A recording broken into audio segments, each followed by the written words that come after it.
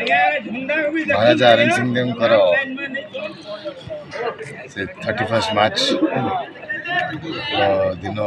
समय आम स्पोर्ट्स किसी टूर्नामेंट रखीचु गत वर्ष क्रिकेट कराई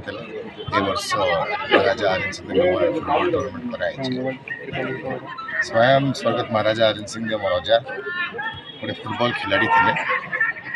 बलांगीर तथा ओडिशा रे विभिन्न क्षेत्र में से क्रीडार प्रदर्शन फुटबॉल खेल खेलुले गोटे मुख्य भूमिका रही बलांगीर पश्चिम ओडिशा ओडिशार विकास धारा रे महाराजा होकरी से सामिल होते परवर्ती समय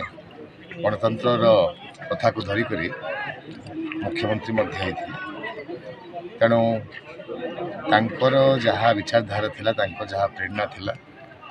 ताकू नहीं करी आमे माने आमर राजनीति जीवनटा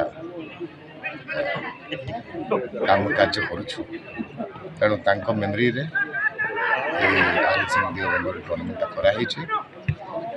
आमर उद्देश्य थिबो ये समय विभिन्न स्पोर्ट्स को लेकर आगामी दिन में बलांगीर को आम स्पोर्ट्स हब बनइबू R N Singhdeo memorial tournament cricket football आहरी स्पोर्ट भितर सामिल कर